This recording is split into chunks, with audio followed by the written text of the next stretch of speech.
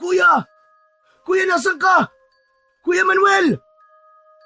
Mula sa likod ng bahay ay naririnig ni Manuel ang malakas na boses ng may 18 taong gulang niyang kapatid na si Lorenzo. Bumungad ito sa kanyang harapan, pawis na pawis at halatang galing sa pagtakbo. Oh, bakit ka sumisigaw? Sandali! Sandali, kuya! Ano nga sabi? Bakit parang hinahabol ka ng mga halimaw? Si Kuya Leo, nakikipagduelo raw ng itak. Doon kay Ariel, yung mayabang na anak ni Don Samuel. Kuya, puntahan natin siya. Anak ng putya naman, oo. Talagang itunuloy pa rin niyang pakikipaglaban kay Ariel. Hindi niya naisip na maaari siya mapahamak dahil sa ginawa niyang yun. Tara na, kuya, tara na. Puntahan na natin si Kuya Leo. Baka mapaano siya eh. Pigilan natin.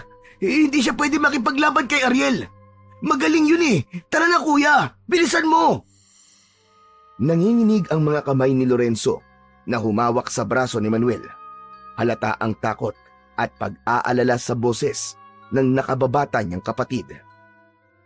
Teka, sandali lang. Bitiwan mo muna ang kamay ko. Sige na, kuya. Punta na natin sila. Pigilan mo ang duelo nila.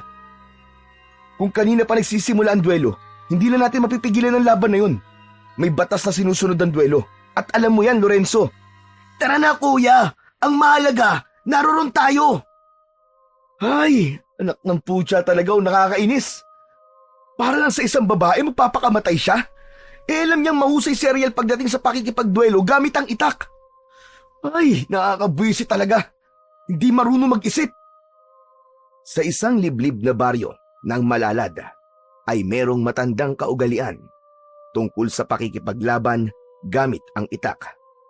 Ang duelo ay isang labanan sa pagitan ng mga lalaking handang magbuwis ng buhay para sa antas ng kanilang pamumuhay. Isang pagbibigay pabor tungkol sa napagkasunduang taya o pusta sa nasabing duelo. Walang sino man ang makakapigil ng laban kapag ito ay nagsimula na, maliban na lang kung iutos ng pinakamayamang tao sa lugar sa pamumuno ni Don Samuel, ang makapangyarihang aswang sa kanilang baryo. Walang gustong lumaban sa aswang na ito dahil maayos itong nakipagkasundo kay Mang Estro, ang kapitan ng baryo Malalad. Ayon sa kasunduan, malaya ang sino man na tumira sa baryo basta't walang bibiktimahin na mga tao. Ibig sabihin, pwedeng mamuhay ang mga aswang sa kanilang lugar na parang isang ordinaryong tao. Kaya lang, habang tumatagal, si Don Samuel ay umabuso sa kanyang kapangyarihan. Magmula nang kumita ito ng limpak-limpak na salapi sa pamamagitan ng pagpusta sa duelo. Kasama ang anak nitong si Ariel na 26 na taong gulang. Madalas, ito ang napapasabak sa labanan at laging nananalo sa kahit na anong laban. Halos hindi lumapat sa lupa ang mga paa ng magkapatid na sina Manuel at Lorenzo. Maabutan lang sa pakikipaglaban ang kanilang panganay na kapatid na si Leo. Pagkaraan ng ilang minutong pagtakbo, sa wakas ay narating nila ang malawak na damuhan na pag-aari ni Don Samuel. Dito nila ginaganap ang duelo. Sa tabi ng damuhan ay may malalim na bangin na kapag tumingin mula sa itaas ay matatanaw naman ang natutuyong ilog dahil sa sobrang init ng araw. Halos mabingi si Samuel sa malalakas na sigawan ng mga tao. Tuwang-tuwa sa nakikitang labanan ni na Ariel at Leo. May mga hawak itong itak na maririnig ang nagkikiskisang taling sa bawat pag-atake ng magkalaban. Lamang ng puntos si Leo, kaya mapapansin ang kakaibang katahimikan ng nakaupong si Don Samuel. Sa likod dito ay ang mga nakatayong kalalakihan na puro may mga dalang itak. Pinapanood ang laban na may mahihinang pagsigaw. Yan, sige kuya! Tirahin mo! Lumaban ka! Huwag ka magpapatalo, kuya! Halata sa boses ni Lorenzo ang pag-aalala para sa kapatid nitong si Leo, habang si Manuel naman ay malikot ang mga matang iginagala ang kanyang paningin sa mga taong nakapalibot sa lugar ng pinaglalabanan ng dalawang lalaki. Walang kaalam-alam na pinagkakakitaan na sila ng mga ito. Habang sina Ariel at Leo naman ay naglalaban para sa nag-iisang babaeng minamahal nila. Yun ay walang iba kundi si Mariposa. Dalawang pangkat ang nakita ni Manuel na puro may mga hawak na perang pamusta. Sa kalagitnaan ng laban, nasugatan si Leo sa braso at nakita ni Lorenzo ang ginawang pagsaboy ng damo sa mukha ng kapatid para mawala ito sa atensyon at mapuwing. Daya! Bakit ginawa niya yun? Pwede ba sa duelo ang pagsaboy ng damo sa mukha ng kalaban, Kuya Manuel? Pabayaan na muna natin sila. Ang masusunod ay ang tagapamagitan sa labanan. Hindi tayo pwedeng makialam dahil kapag pinigilan natin ang laban ni Kuya Leo, otomatikong talo si Kuya Leo. Hindi naman nakikita ni Mang Estro. Saka, kanina ko pa napapansin gumagamit si Ariel ng sipa at suntok. Alam niyang bawal yun, Kuya. Manood na lang muna tayo. Alam ni Mang Estro ang kanyang ginagawa. Muling tumahimik si Lorenzo at pinanood ang laban. Kahit ang dibdib nila ay para ng binabagyo ng maso dahil sa pag-aalala para kay Leo. Halos manlaki ang mga mata ni Manuel nang makita niya ang harapang pandaraya ni Ariel sa kanilang kapatid na si Leo. Ang masaklap pa, walang nagiging puna ang kapitan ng barangay. Kalmado itong nakatayo sa tabi ni Don Samuel. Napaluhod sa damuhan si Leo at kitang-kita ng lahat kung paanong ginamit ni Ariel ang tuhod para lang saktan ang mukha ni Leo. Kasabay ang masayang pangaasar nito sa pamamagitan ng salita. Hindi ka pwedeng lumaban sa akin dahil kulang ka pa sa gulang! Binigwasan ni Ariel ng taga sa dibdib si Leo na lalong ikinagalit ni Lorenzo. Nanginginig ang katawan nito na gusto nang pigilan ang laban pero inawat ito ni Manuel habang ang mga tao naman ay patuloy sa sigawan na ipinagmamalaki si Ariel dahil iisa na lang ang puntos ni Leo sa kalaban. Itinaas ni Ariel ang mga kamay para mas lalong mag-ingay ang mga tao. Sa katumingin sa kinaroroonan ni Lorenzo at Manuel, kitang-kita nila kung paanong namimilipit sa sakit ang kanilang kapatid, pati na ang pagbulwak ng dugo sa dibdib nito. Hayop na to! Bitiwan mo ang kamay ko, Kuya! Huwag mo akong pigilan! Marumi naman ang laban eh! Dinadaya niya si Kuya Leo, kitang-kita naman! Hindi ba't sinabi ko na sa'yo? Hintayin natin magdesisyon si Mang Estro. Pambihira naman oh! Pero hindi nga niya nakikitang marumi maglaro si Ariel. Mamamatay si Kuya Leo kapag hindi natin pinigilan ng Ariel na yan. Alam mo ang patakaran pagdating sa duelo. Mawawalan dignidad ang pagkalalaki ni Kuya Leo kapag pinigilan natin siya lumaban. Maghintay pa tayo. Matatalo niya si Ariel. Hindi na sumagot si Lorenzo sa sinabi ni Manuel. Ipinagpatuloy nila ang panonood sa laban. Kahit papano ay nakita naman nilang lumalaban ang kapatid nila. Kaya lang, muling naulit ang tama ng taga sa tiyan nito. Mula sa sandata ni Ariel, bumulwak ang dugo sa tiyan ni Leo at labag yun sa napagkasundo ang patakaran pagdating sa duelo. Pero nakita nilang lahat na balak talagang patayin ni Ariel ang kanilang kapatid. Dala ng pag-aalala ni Lorenzo, napasigaw ito sa sobrang galit. Kuya! Lumaban ka! Lumaban ka, Kuya! Mas lalong nagalit si Lorenzo nang makita nitong gumamit na ulit ng sipa at suntok si Ariel. Bawat pagsipa ay gumugulong ito sa damuhan, kaya't napapalapit ito sa gilid ng bangin na ang babagsakan naman ay ang malalaking bato sa ibaba ng ilog. Kuya Manuel, hindi ba natin talaga sila aawatin? Hanggat hawak pa ng kapatid natin ang itak, hindi tayo pwedeng makialam sa laban.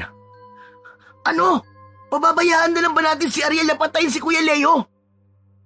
Hindi na nga natapos ni Lorenzo ang mga sasabihin nang biglang umalingaw-ngaw ang malakas na sigaw ng kapatid nilang si Leo. Nahulog na ito sa bangin. Parang huminto ang oras nang makita ni Manuel at Lorenzo ang nangyari sa kanilang kapatid. Napansin nila ang pagpispis ng lupa sa kamay ni Ariel na nakangiti pang tumingin sa kanila. Nanlalaki ang mga mata ni Manuel nang maisip niya ang ginawang pandaraya ni Ariel kay Leo. Galit na sinundan niya ng tingin si Ariel na lumapit sa ama nitong si Don Samuel. Magaling anak, magaling! Ang laki ng ipinusta ko sa laban na ito. Hindi talaga ako nagkamali sa pagpili sa'yo. Nagmana po ako sa inyo, tay. Mahusay po kayo pagdating sa duelo. Tumigil ang mga tao nang marinig ang sigaw ni Lorenzo. Nagmamadali itong bumaba ng bangin habang umiiyak. Galit na galit at magkahalo ang emosyon na tumakbo papalapit sa kinaroroonan ni Leo. Kuya! Kuya! Kuya! Malalaki ang hakbang ng mga paa nito nang puntahan ang nakahandusay na kapatid sa ibaba ng bangin, kasama si Manuel na hindi na rin maintindihan ang nararamdamang pag-aalala. Umaasa siyang mabubuhay pa ang kapatid, pero pagbaba nila sa bangin, halos manginig ang buo niyang katawan nang makita nilang wasak na ang ulo ni Leo. Nagkalat ang dugo nito sa malaking bato. Kinandong ni Lorenzo ang katawan ng kanyang kuya habang nagsisisigaw sa pag-iyak. Si Manuel naman ay nakatayo lang na panay ang agos ng mga luha sa mga mata dahil alam niyang pagkatapos ng mga nangyari ay kamumuhian siya ni Lorenzo. Kuya! Gumising ka, kuya! Kuya! Kuya, gumising ka! Kuya Leo! Bakit mo ko iniwan, kuya? Bakit? Bakit hindi ka lumaban? Hindi makatingin si Manuel sa umiiyak na si Lorenzo. Parang sasabog ang kanyang dibdib na gusto niyang pagsusuntukin ang pagmumuka ng mag-ama. Kaya lang, ang naganap ay isang duelo. Kailangan tanggapin ang pagkatalo ng walang tangkang paghihiganti. Pero namatay ang kapatid niyang si Leo dahil sa pandaraya ng kalaban nito sa laban. Maya-maya pa ay dumating na ang mga taong nakasaksi sa nangyari. Kasama sina Don Samuel, Ariel at Mang Estro. Hindi na nga nakapagtimpi sa galit si Manuel. Binigwasan niya ng suntok ang tagapamagitan sa duelo. Mang Estro! Nakita niyo ang pandaraya ng walang yan. Pero wala kayong ginawa. Pinanood niyo lang ang laban. Kayo ang tagapamagitan sa duelo. Anong ginawa niyo? Anong ginawa niyo? Sandali lang, Manuel. Huwag kang magalit kay Estro. Malinis ang naging laban ni Ariel at Leo. Nagduelo silang dalawa at nagkamaling nahulog siya sa bangin. Walang kasalanan si Mang Estro.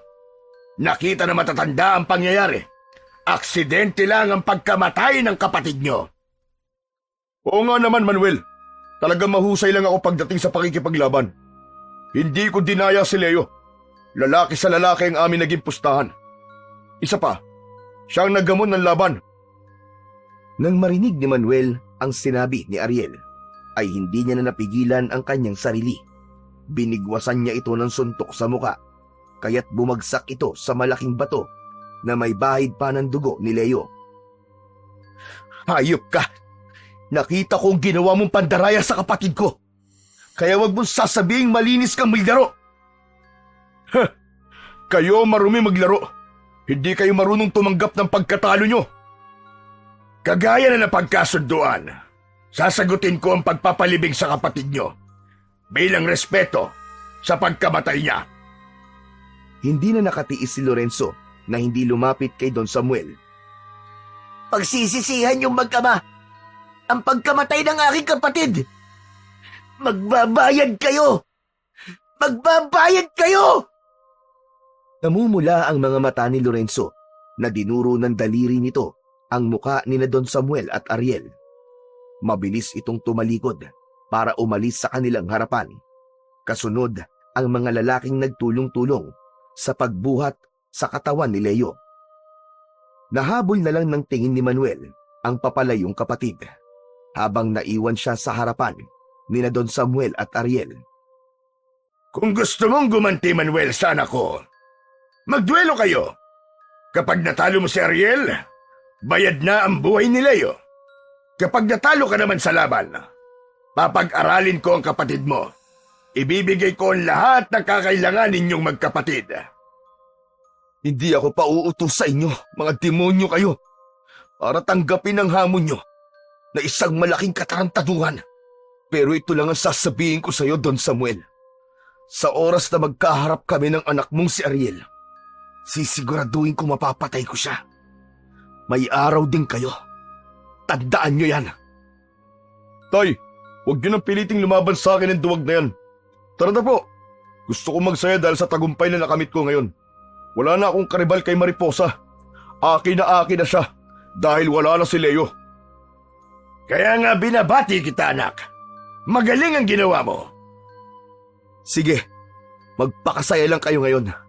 Dahil bukas, nasa akin ang huling halakhak. Wala kaming panahon makipag-usap sa taong katulad nyo. Sundan mo na ang kapatid mo para may silbi ka naman. Tara na, tay. Umalis na tayo rito. Sandali lang, anak. Kakausapin ko na muna si Manuel. Mauna ka nang umalis. Sige po, hihintayin ko po kayo sa bahay. Nang umalis sa harapan nila si Ariel, ay saka bumaling kay Manuel, si Don Samuel. Wala tayong pag-uusapan, kaya makakaalis ka na, Don Samuel. At wag na wag niyo akong hahamunin. Hindi niyo alam ang kaya kong gawin.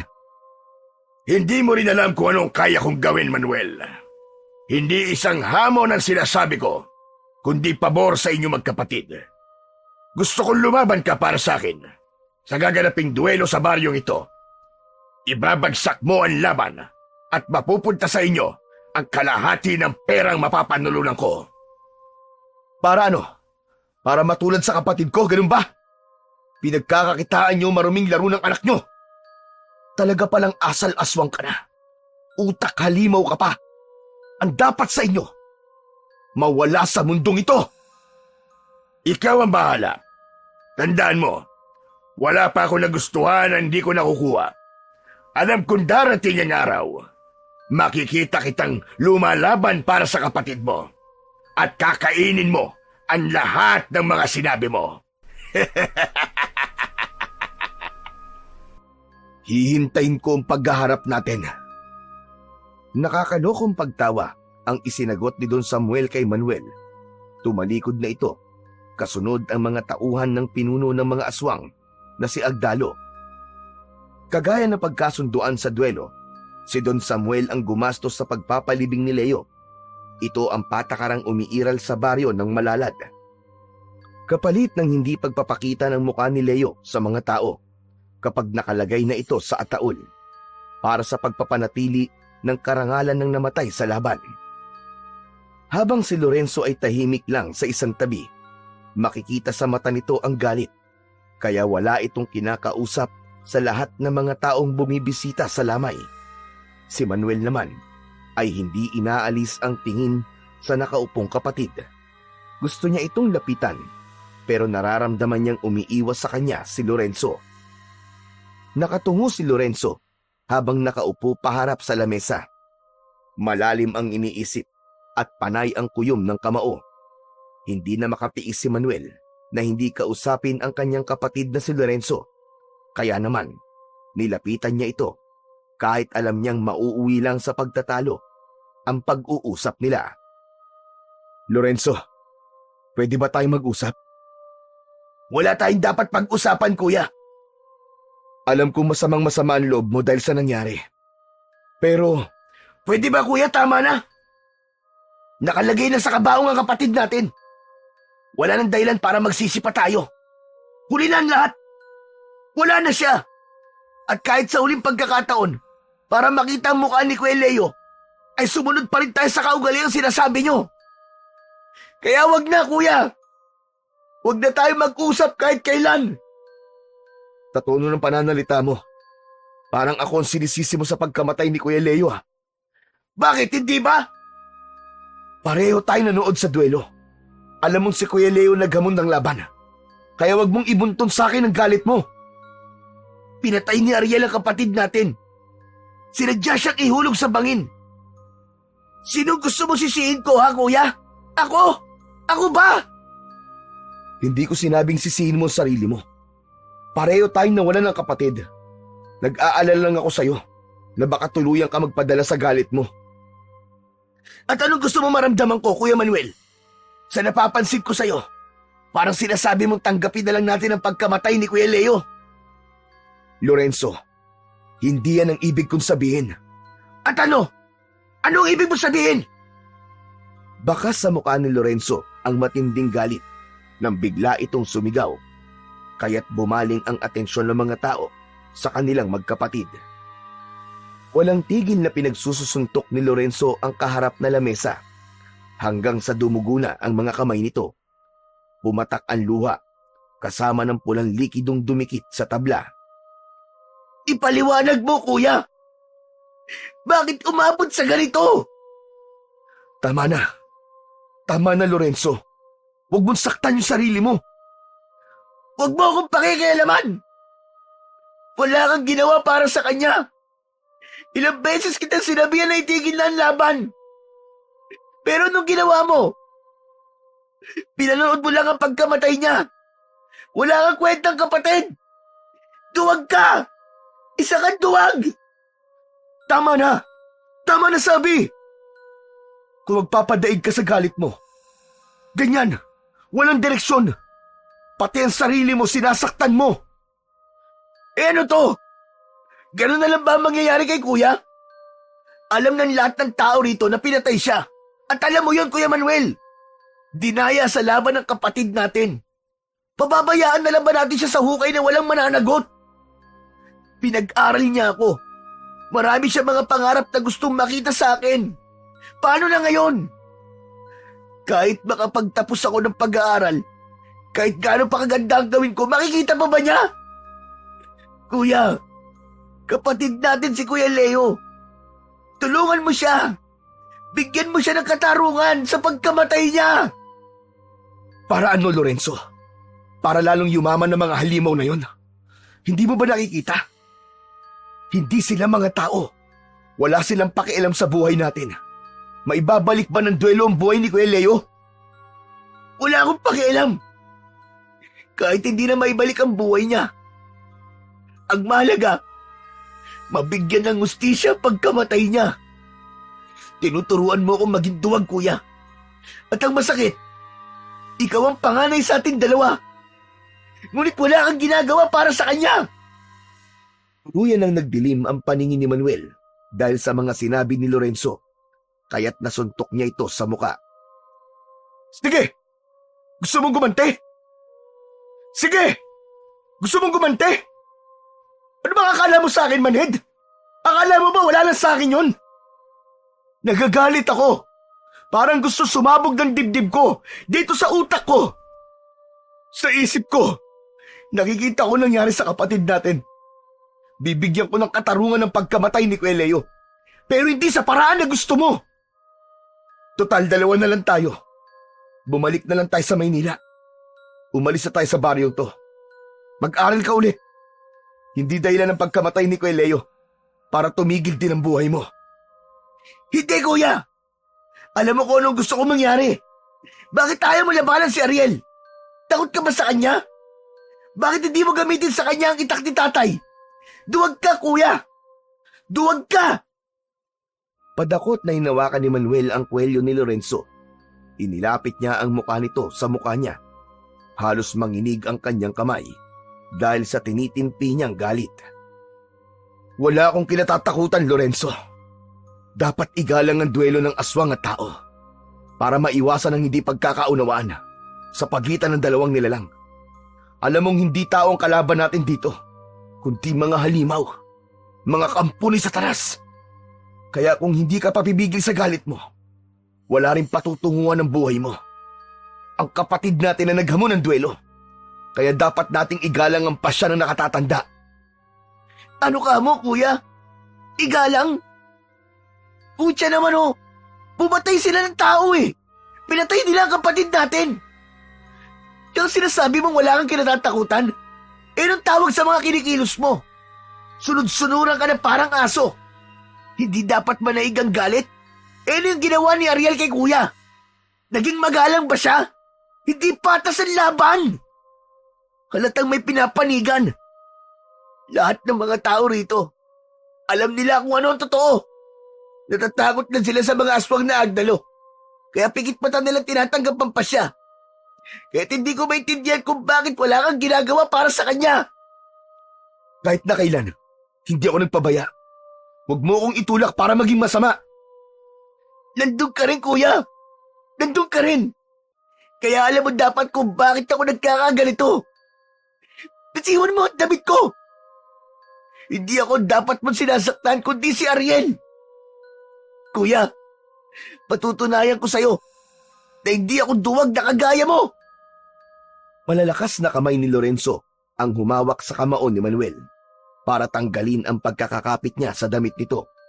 Padabog na umalis sa kanyang harapan ang kanyang kapatid. Saka lumabas ito ng bakuran. Diretso sa madilim na daan, papunta sa likod ng kanilang bahay. Nang mawala sa kanyang paningin si Lorenzo, ay saka lamang bumundol ang kaba sa kanyang dibdib. Dahil sa pag-aalala, naramdaman niya ang paglapit ni Mang Estro sa kanyang tabi. Ipinatong nito ang palad sa kanyang balikat. Sinabi ni Mang Estro sa kanya na hayaan na lang daw muna niyang mapag-isa si Lorenzo. Katarungan ang hinihingi ni Lorenzo para sa aming kapatid. Tayo ang mga nakakita sa laban ni Kuya Leo at Ariel.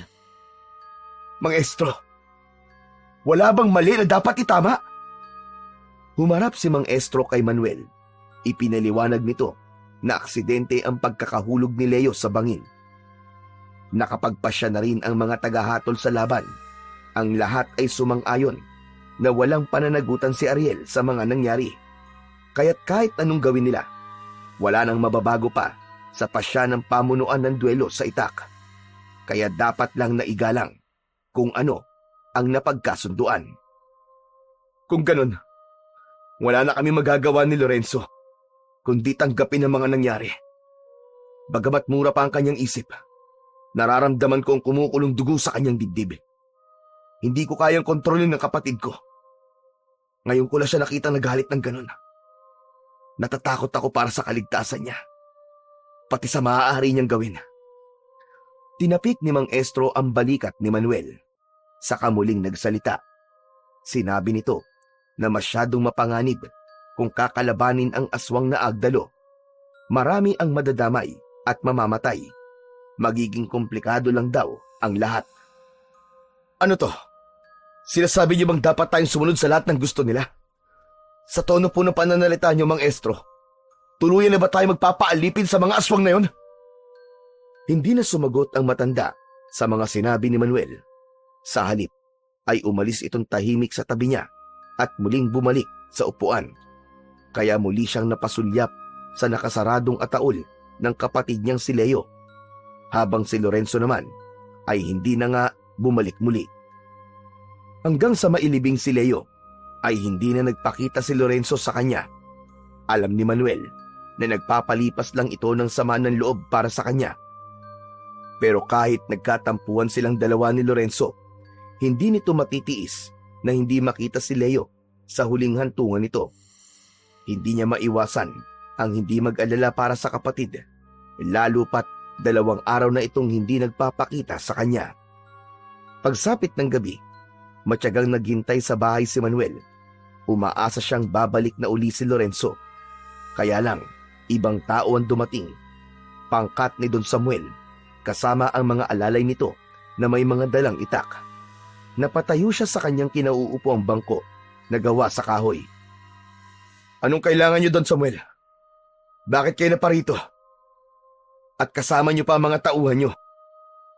Gusto ko lang ipaalam sa'yo na 2 araw nang nasa akin ang kapatid mo.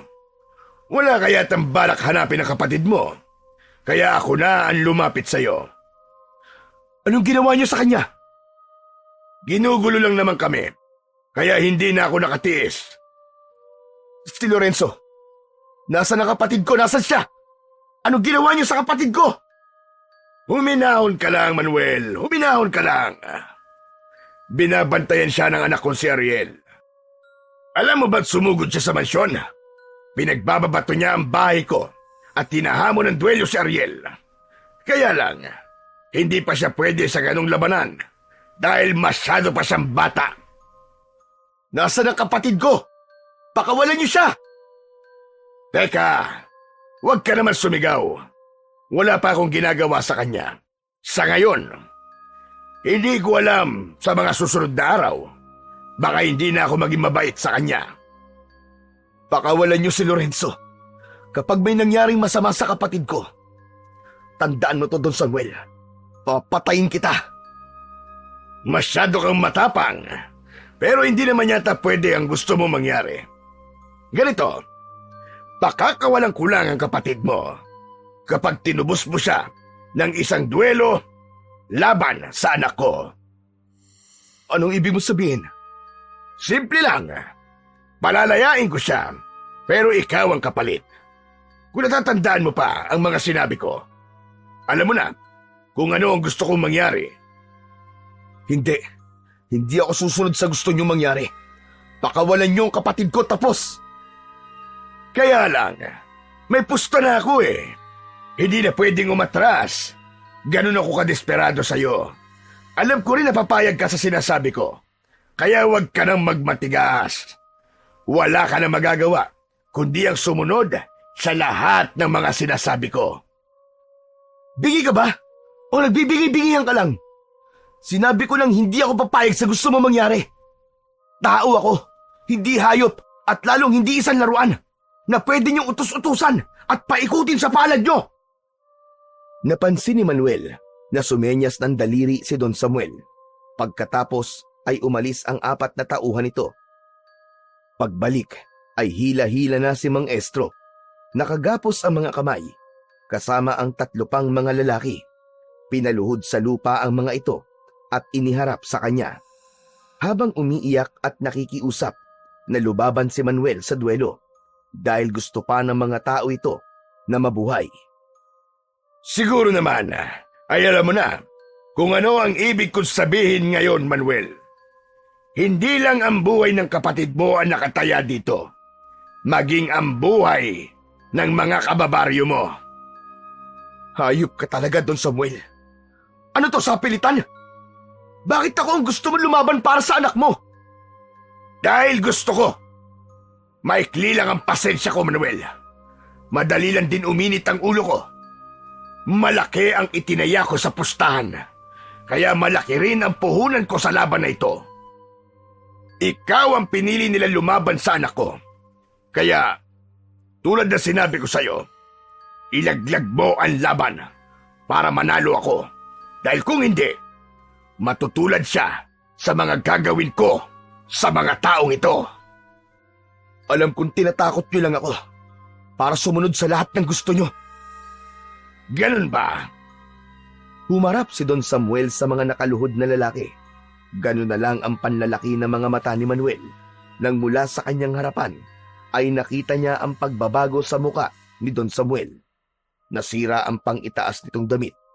Lumitaw ang kulubot nitong balat sa likod. Nagsimulang magkagulo ang mga lalaking nakakita sa pagpapalit ng anyo ng isang aswang na agdalo. Lumabas ang mga nakausling butos sa katawan ng halimaw na si Don Samuel. Parang tinik na tumubo sa buo nitong katawan. Ang tenga nito ay unti-unting tumulis at lumampas sa ulo nito. Kitang-kita rin ang mahahaba nitong pangil at ang mapupulang mga mata. Humaba rin ang mga kuko nito na animo ay tari ng mga manok. Maging ang malasangan nitong dila na kasing tibay ng alabre ay biglang pumulupot sa leeg ni Mang Estro. Hindi makagalaw sa kinatatayuan si Samuel. Ngayon niya lang nakita ang totoong itsura ng aswang na agdalo. Parang mga asong lobo ang mga anyo na may mga tinik sa katawan. Huwag! Huwag, Don Samuel! Huwag mong sasaktan si Kapitan! Patutunayan ko na sa'yo na hindi ako nagbibiro! Huwag! Baliwala ang malakas na sigaw ni Manuel nang mula sa kanyang harapan ay nilapa ni Don Samuel ang nakaluhod na si Mang Estro. Kinagat agad nito ang leeg ng matanda, kasabay ng pagdukot ng kamay nito sa tumitibok pang puso ni Kapitan. Kahit na anong gawing pagpupumiglas ni Mang Estro, ay tuluyan ng nabutas ang tiyan nito. Nagkikikisay ang katawan habang ang mga dugo ay nagkalat sa lupa. Umatungal ang aswang na agdalo sa kanyang harapan. Kinain ito ang lamang loob ni Mang Estro. Ganon din ang ginawa ng mga tauhan ni Don Samuel sa 3 pang natitirang mga lalaki. Pinagtig-isa-isahan nilang nilapa ang mga kalalakihan bago humarap si Don Samuel kay Manuel. Habang ngumunguya, pahila nitong kinagat ang makunat na bituka ng tao, saka inilalabas ang dila para simutin ang natitirang dugo sa kamay nito. Ito ang pinakapaborito kong gawin. Walang kasing sarap ang lasa ng karne ng tao. Halimaw ka! Halimaw ka, Don Samuel! Magbabayad ka! Mararanasan mo rin ang mga sinapit nila!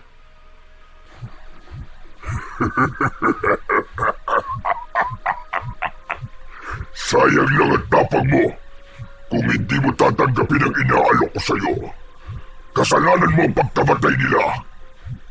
Pinatay ko ang tagapamagitan bilang tanda ng pagtutol mo sa kasunduan.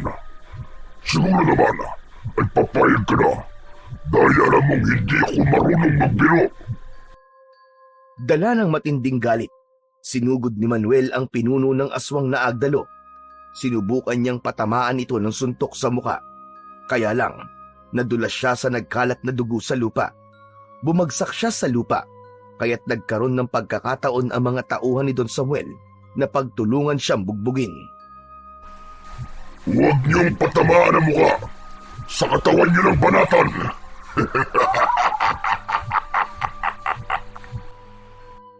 Hindi tumigil ang mga aswang na agdalo sa pagsipa at suntok sa katawan ng nakahigang si Manuel. Gumuhit ang sakit sa kanyang kalamnan.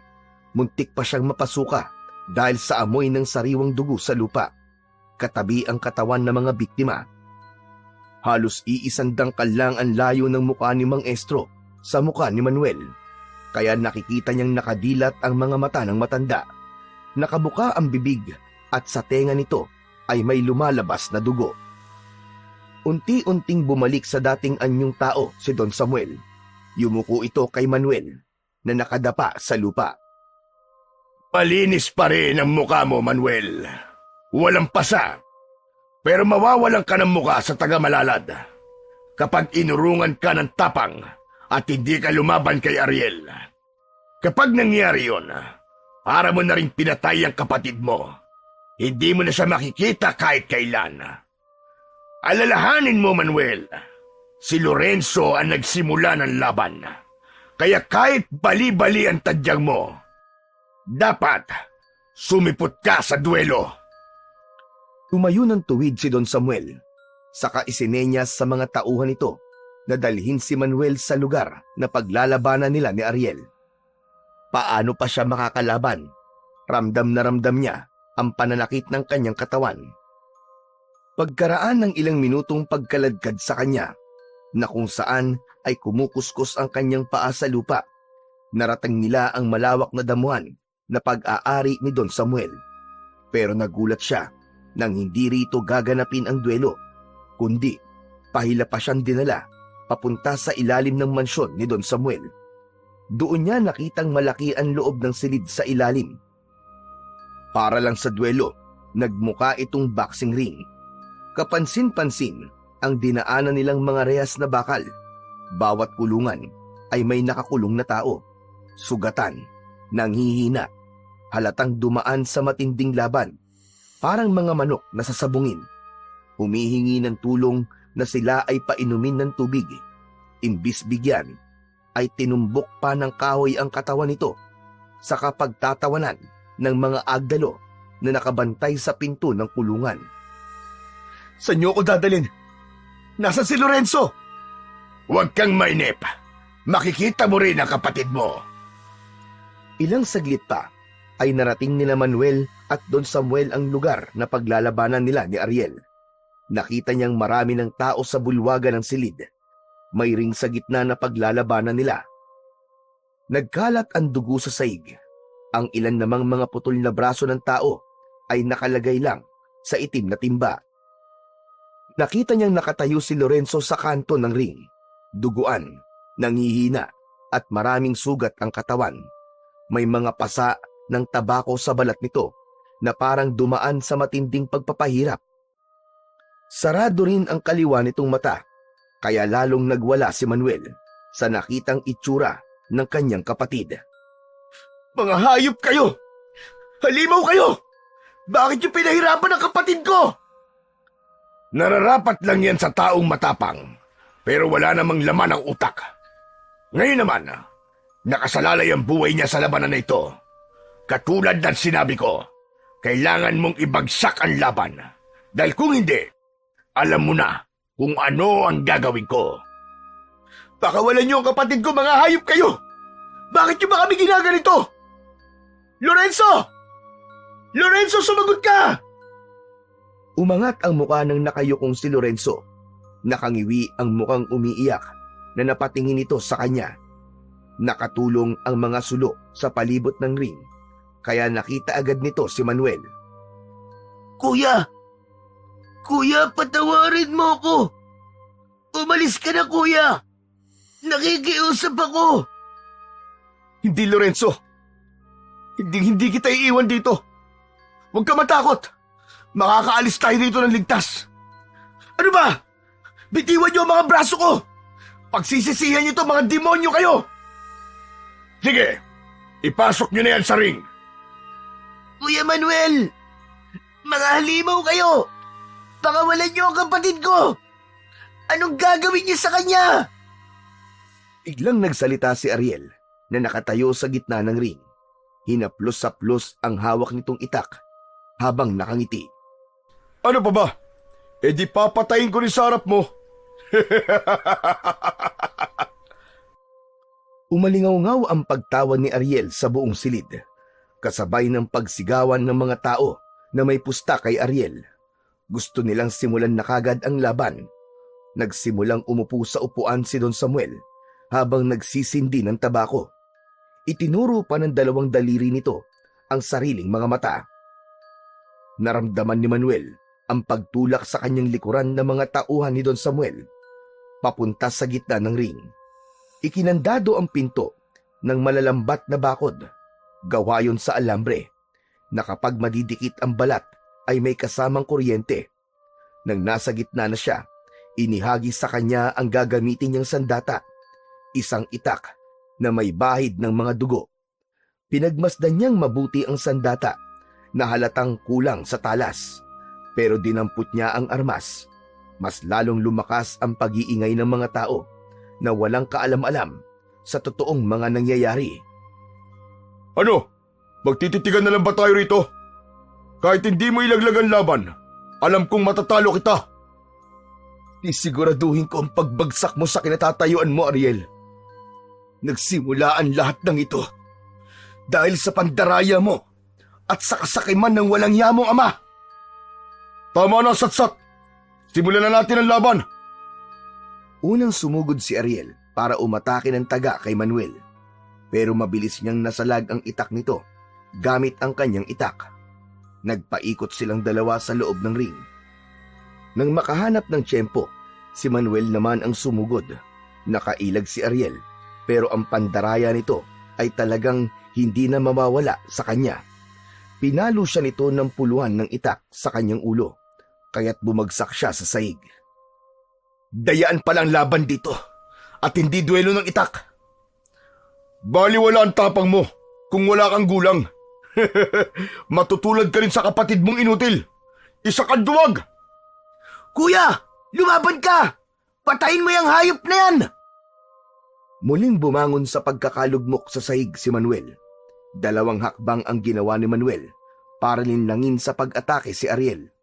Inakala ni Ariel na tatagain niya ito, pero binigwasan niya ito ng suntok sa tagiliran at sinundan ng sipa sa maselang parte ng katawan nito.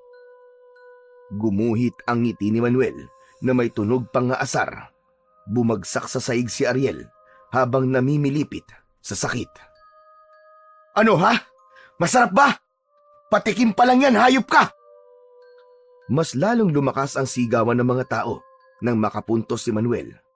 Halata sa mukha ni Ariel ang tinitimping galit. Kaya nang muli itong tumayo para sumugod, ay wala na sa direksyon ang mga ginawa nitong pag-atake. Umikot siya at tinuhod niya ang tagiliran ni Ariel. Pasadsad itong muling bumagsak sa ring. Kasabay ng pagtayo ni Don Samuel sa upuan nito, sumenyas ito ng thumbs down na ang ibig sabihin ay huwag siyang lumaban at magpabugbog lang kay Ariel. May inutusan pa itong tauhan na lumapit sa nakatayong si Lorenzo at iniumang ang itak nito sa leeg ng kapatid, habang ang mga kapustahan nito ay hindi nahahalatang niloloko sila ng matandang tuso. Anak ng putya! Talaga palang palaban ka, ha? Talagang palaban ako at ipaparanas ko sa'yo ang sakit ng pagkatalo. Tumayo ulit si Ariel at saka umatake ng taga sa nakatayong si Manuel. Sinadya niyang salagin ng kanyang itak ang sandata nito para magkunwaring tinamaan siya sa braso. Inilagan ni Manuel ang lahat ng taga ni Ariel at sa isang iglap gumawa siya ng paraan kung paanong matatanggal ang hawak nitong itak.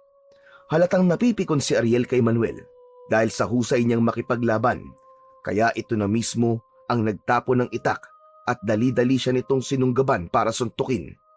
Dito na siya nagpaubaya sa pampubugbog nito sa kanya. Tiniis niya ang sakit mula sa kamaon ni Ariel habang naririnig niya ang boses ng galit na si Lorenzo. Kuya! Lumaban ka! Pinatay niya si Kuya Leo! Huwag mo na akong alalahanin, kuya! Patayin mo na siya, kuya! Lumaban ka! Tanggapin niyo na magkapatid na ako lang ang katapat niyo. Unti-unti kitang papatayin, Manuel. Katulad ng pagpatay ko sa kapatid mo si Leo. Akalain mo, sinipa ko lang siya sa dibdib para mahulog siya sa bangin.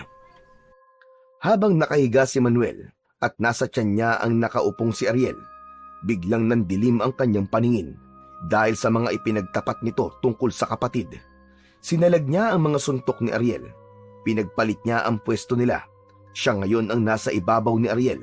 Magkakasunod na suntok ang pinakawalan niya sa mukha nito. Magkasamang galit at gigil ang ginagawang pagbayo niya ng suntok. Sa leeg at dibdib nito, kahit wala nang malay si Ariel, ay hindi niya ito tinitigilan sa pagsuntok sa mukha. Biglang tumahimik ang mga tao sa nakitang kilos ng binata. Manuel! Ano ginagawa mo? Tila bingi si Manuel sa pagsigaw ni Don Samuel. Tuluyan ng nilamon ng galit ang dibdib niya. Kahit duguan at basag ang kilay, ay tuloy pa rin siya sa pagsuntok sa mukha ni Ariel. Naramdaman ni Manuel ang paglapit ng mga tauhan ni Don Samuel sa kanya. Pigilan niyo siya! Pigilan niyo! Ano ba kayo? Naririnig niyo ba ako? Bilisan niyo! Mga inutil kayo! Nagkagulo na nga sa loob ng ring. Naramdaman ni Manuel ang pananakit ng kanyang katawan dahil sa pagtumbok ng puluhan ng itak sa mukha niya, sa dibdib at sa likod. Sa gilid ng kanyang mga mata ay nakita niyang kinalagan ng tali si Lorenzo. Itinabi sa kanya bago pinagtulungan silang dalawa na bugbugin ng mga tauhan ng matanda.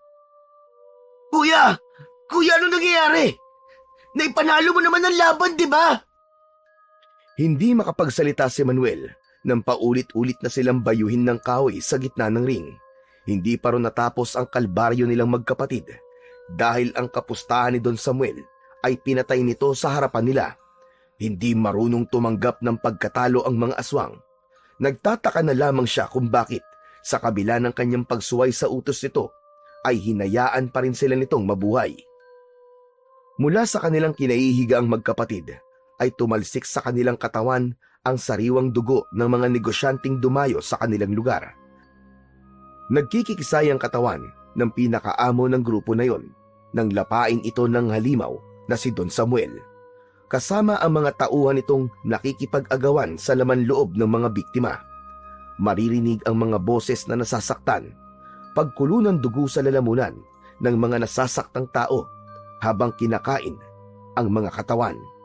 Lahat ng pumusta kay Manuel, pinatay ng mga tauhan ni Don Samuel. Nang matapos ang karumal-dumal na pagpatay at pagkain ng karne ng mga biktima, galit na lumapit si Don Samuel sa kinahihigian ni Manuel. Iniangat nito ang paa saka itinungtong sa sugatang muka ng binata. Tinira mo ang laban. Kasalanan mo ang kamatayan nila. Buwisit ka. Hindi ang tulad mo ang sisira sa mga pinaghirapan ko. Alisin mo mabaho mo pa sa mukha ng kapatid ko! Matapang ka lang dahil may mga tauhan kang pumoprotekta sa'yo! Dahil sa mga sinabi ni Lorenzo, ito naman ang binalingan ni Don Samuel. Halos mapaigik ito sa sobrang sakit ng sipain ito ni Don Samuel sa tiyan. Tama na! Tama na yan! Huwag niyo saktan ang kapatid ko! Kung ako lang ang masusunod, kanina ko pa kayo pinatay mga bubwit kayo. Kaya lang, hindi itong eksaktong gusto kong makita. Hindi pa kayo kompleto. May kulang pa kayong isa. Gusto ko pang maglaro habang pinanonood ang unti-unti niyong pagkamatay. Maglalaro ka pa? Tanda-tanda mo na! Patayin mo na kami! Dahil kung hindi, ako mismo ang papatay sa iyong hayop ka!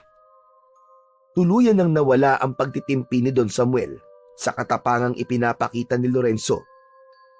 Muling pinagsisisipa ng mga tauhan nito ang nakahandusay na si Lorenzo. Tama na! Tama na! Bata lang yan! Huwag niyo siya saktan! Tigilan niyo ang kapatid ko! Naramdaman ni Manuel ang mga kamay ng mga tauhan ni Don Samuel sa kanyang braso. Saka siya itinayo ng mga ito at iniharap sa nakatayong matanda. Para siyang humarap sa halimaw na may nakakadiring itsura. Mapupula ang mga matang nakatitig sa mukha niya, kaya amoy na amoy niya ang mabahong singaw ng katawan nito, na amoy nabubulok na katawan ng bangkay. Lumapit ito sa kanya, kitang-kita niya ang paglabas ng malagkit nitong dila, pati na ang sariwang dugo na nakadikit sa balahibo nito sa bibig. Ikulong niyo na ang lalaki ito. May plano na ako sa kanila. Paghiwalayin niyo. Si Ariel, dali niyo sa itaas at gamutin ang mga sugat niya. Linisin niyo rin ang ring na ito. Dating gawi, burahin niyo ang bakas na mga dugo sa saig. Teka! Saan niyo dadalhin ang kapatid ko? Kuya! Lorenzo! Ibalik niyo sa akin ang kapatid ko, mga hayop kayo! Sige na, dalhin niyo na yan. Wag! Wag! Saan niyo ako dadalhin? Don Samuel! Ang kapatid ko! Bitiwan niyo ang braso ko! Lorenzo! Nagtawanan pa ang mga aswang na agdalo sa pagkaladkad kay Manuel, papunta sa madilim na sulok ng silid. Dumaan pa sila sa hagdan sa ilalim at pabalya siya nitong binitiwan papasok sa kulungan. Naramdaman niya ang mabuhanging sahig ng kulungan, pati ang ingay ng kandado sa pintuan ng rehas na bakal. Mayaman lang talaga ang may kakayahang bumili ng solidong bakal na pwedeng gawing kulungan. Mga hayop kayo! Pakawalan niyo ako dito! Ang kapatid ko! Ibalik niyo si Lorenzo! Dala ng matinding galit ay pinagsususuntok ni Manuel ang bakal na kulungan. Parang binabayo ang dibdib niya ng martilyo dahil sa pag-aalala para sa kanyang kapatid. Magsisisigaw pa sana siya nang marinig niya ang boses ng isang matandang lalaki. Nakaupo ito sa madilim na gilid ng kulungan. Tanging ang liwanag na nagmumula sa gasera ang nagsisilbing ilaw sa loob. Walang makakarinig sa iyo dito. Kaya baliwala ang pagwawala at pagsisisigaw mo. Makakaistorbo ka lang sa mga taong nakakulong dito. Sino ka? Ang pinakamatandang tao na nakakulong sa rehas na bakal na ito. Ako ay si Lolose. Sa edad kong 73 taong gulang, masasabi kong panlimang binata ka nang nawawala sa kulungan na ito. Hindi ako natatakot mamatay. Mas takot ako kapag nalaman kong pinatay nila ang kapatid ko. Sa nakikita ko, hindi pa tapos ang paglalaro ng pinuno ng Agdalo sa inyong magkapatid, kagaya ng ginawa nila sa aking anak. Narinig ni Manuel ang pagkaluskos sa saig. May kasamang tunog ng kadena. Lumapit sa kanya ang matandang lalaki.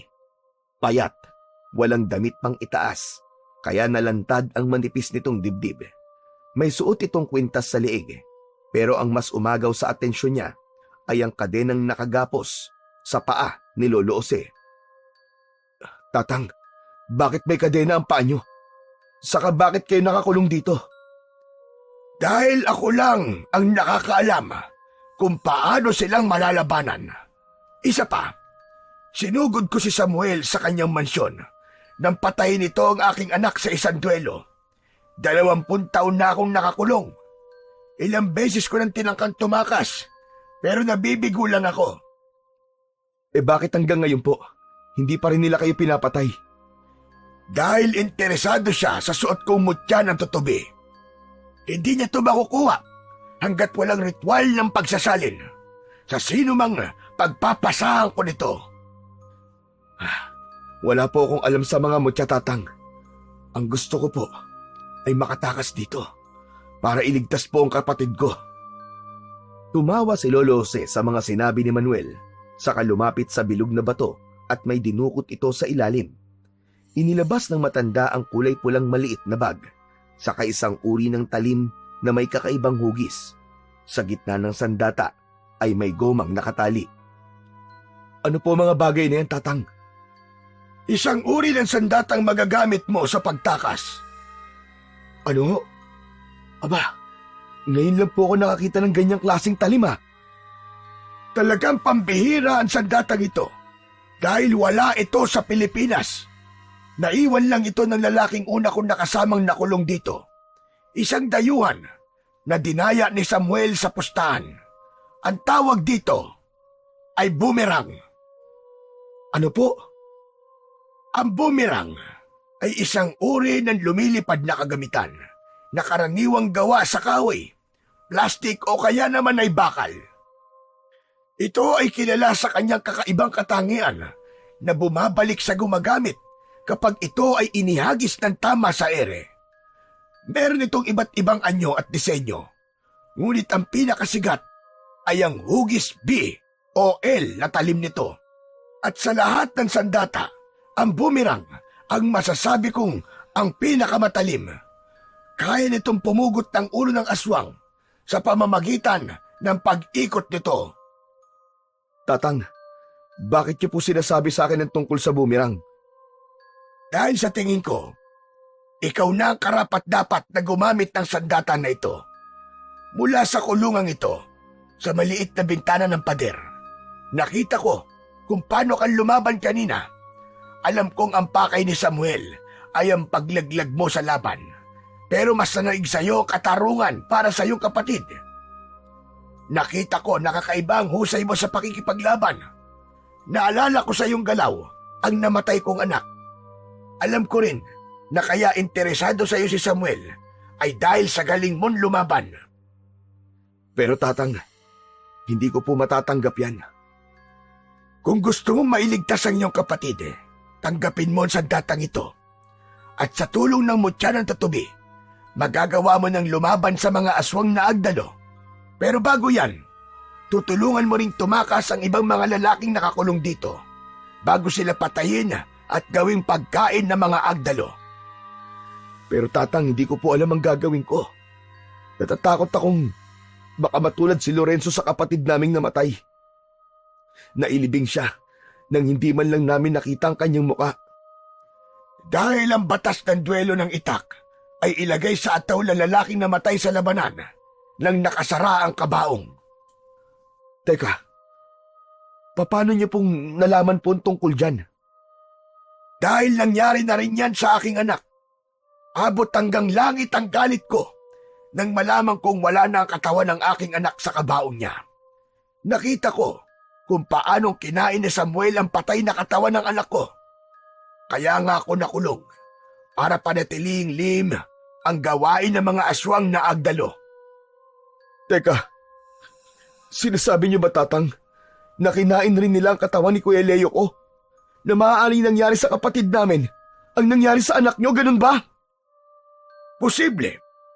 At kung ayaw mo maniwala, bukayin mo ulit ang libingan niya. Makikita mong katawan na lang ng saging ang laman ng ataol ng kapatid mo. Kaya inuulit ko, kailangan mong tanggapin ang boomerang, pati ang mutya ng tutubi. para mailigtas ang kapatid mong si Lorenzo. Bigyan mo ng katarungan ng pagkamatay ng mga lalaking pinaslang ng mga Agdalo.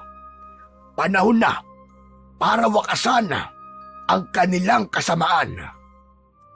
Pero, Tatang, hindi po ako marunong gumamit ng boomerang eh. Huwag kang mag-alala. Dahil ang mutya ng tutubi ang tutulong sa'yo, tutulungan ka ng gabay sa dapat mong gawin. Kailangan mo lang na magtiwala. Sa kabila ng mga narinig ni Manuel mula sa matanda, kailangan niyang sumugal. Gusto niyang bigyan ng hustisya ang pagkamatay ng kanyang nakatatandang kapatid at iligtas ang buhay ng kanyang nakababatang kapatid na si Lorenzo.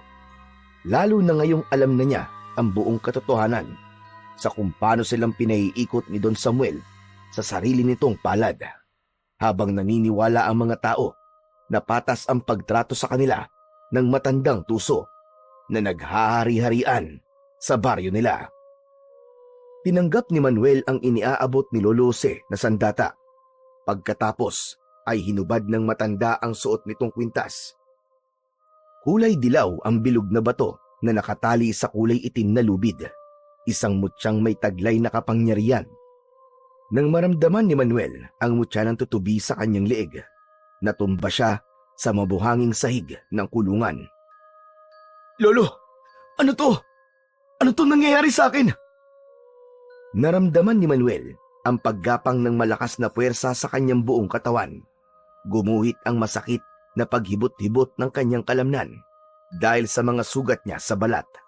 Hindi niya maintindihan ang nangyayari sa kanya habang pinanonood lang siya ni Lolo Jose. Wala itong tigil sa pagbulong sa hangin, at kung ipipikit ni Manuel ang kanyang mga mata, ay parang may mga humahampas na kahoy sa kanyang katawan. Tiisin mo lang ang sakit hanggang sa mapalitan ng kakaibang lakas ang iyong katawan. Yan ang epekto ng ritual sa pagpapasa ng mutya sa katawan ng tao. Ngayon naman, ipikit mo ang iyong mga mata at hawakan mo ng maigi ang sandata. Mapapansin mo ang unti-unting pagbabago sa pakiramdam mo. Magkakaroon ka ng talas ng paningin, pandinig at pangamoy. Pakiramdaman mo ang hangin sa iyong paligid. Makikita mo ang iyong gabay na tutubi. Ituturo niya sa iyo kung saan ang tamang direksyon ng paghagis mo sa boomerang. Dahan-dahang tumayo si Manuel. Tinignan niya ang mga sugat niya sa katawan. Nawala ang sakit kahit may mga bakas ng tama ng itak sa kanyang balat. Nakikita niya rin ang maliwanag na kulay ng isang tutubi na umiikot sa kulungan. Parang itinuturo ng gabay ang tamang daan palabas ng rehas. Tumalas ang kanyang paningin. Kahit madilim ay maliwanag niyang nakikita ang buong paligid.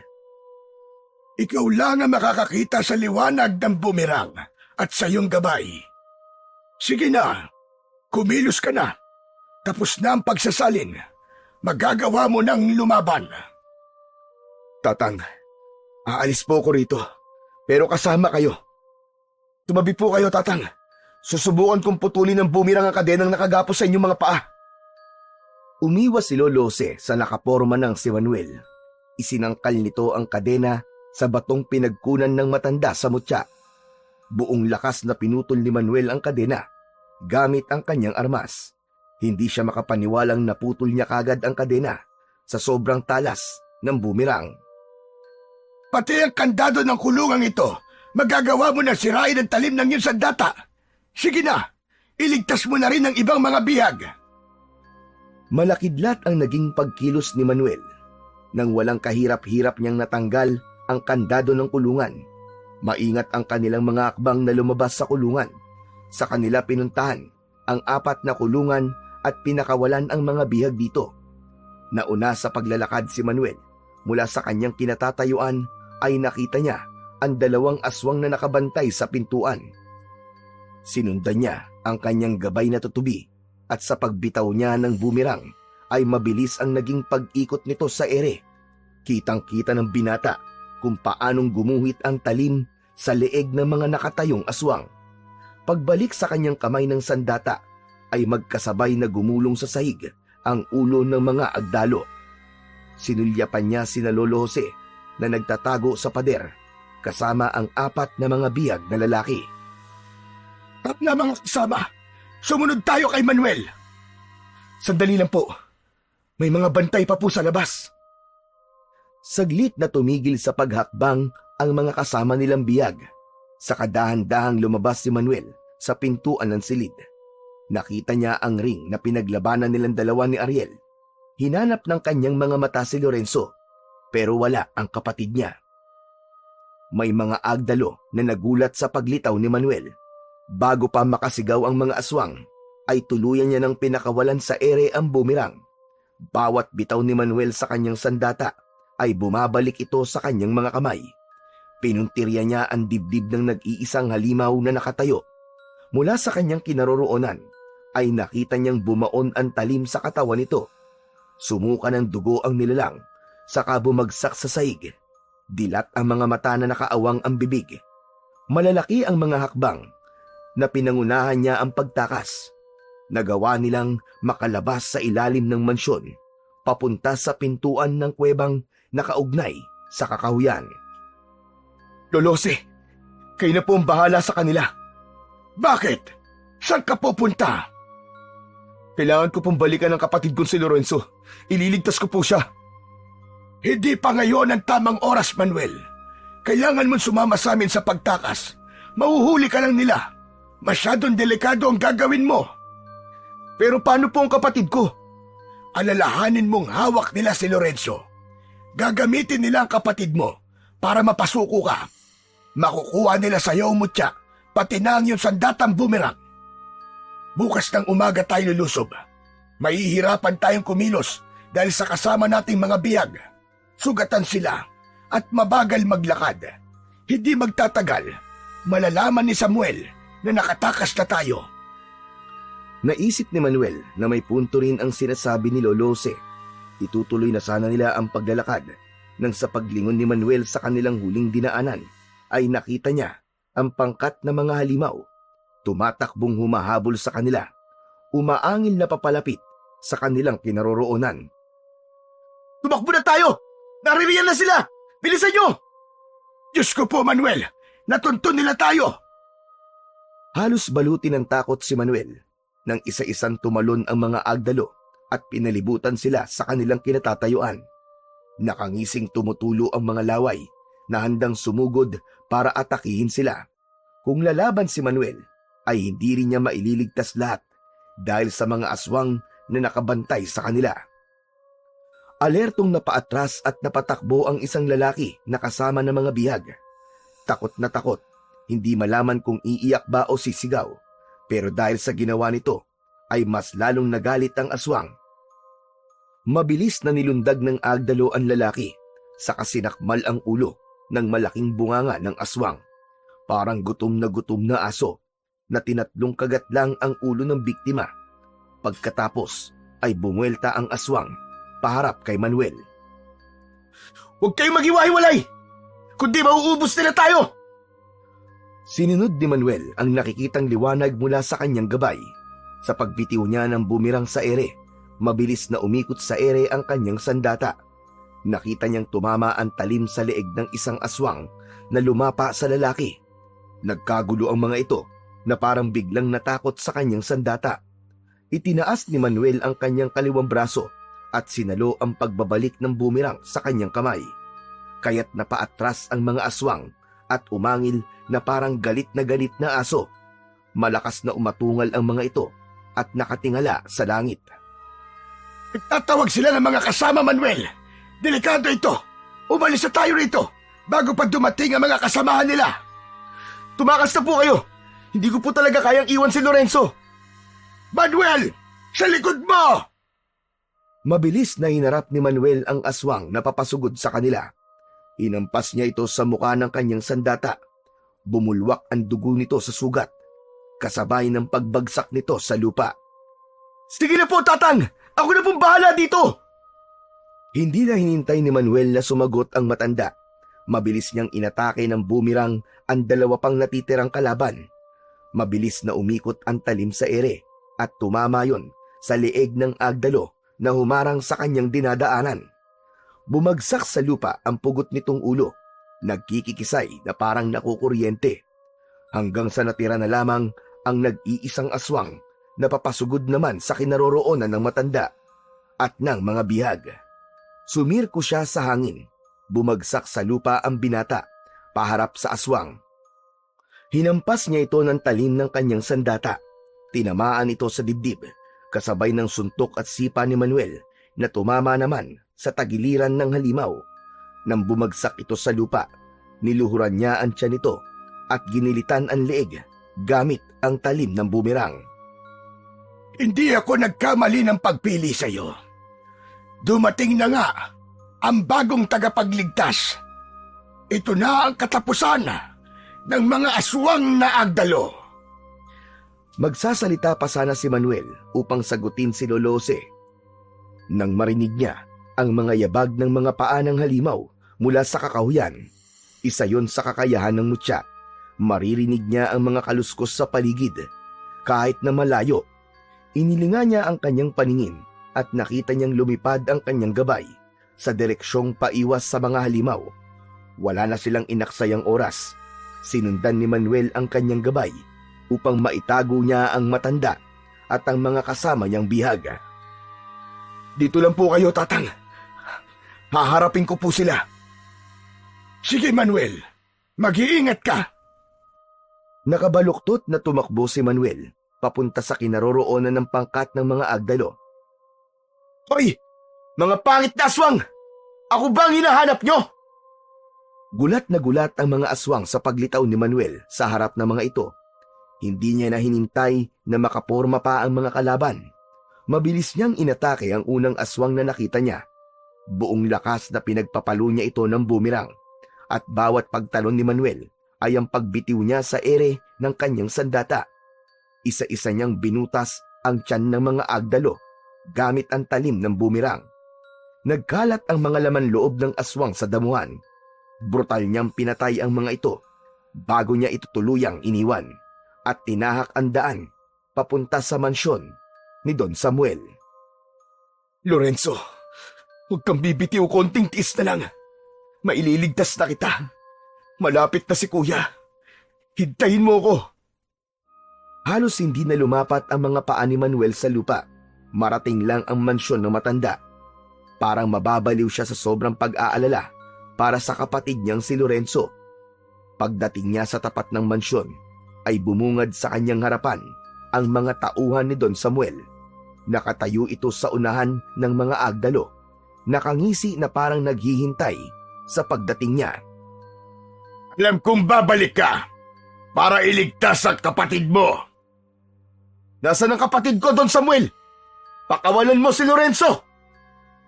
Ang akala mo ba ay ganun lang kadali ang hinihiling mo? Maraming namatay sa mga alagad ko. Sa tingin mo ba, hahayaan ko pa kayong mabuhay?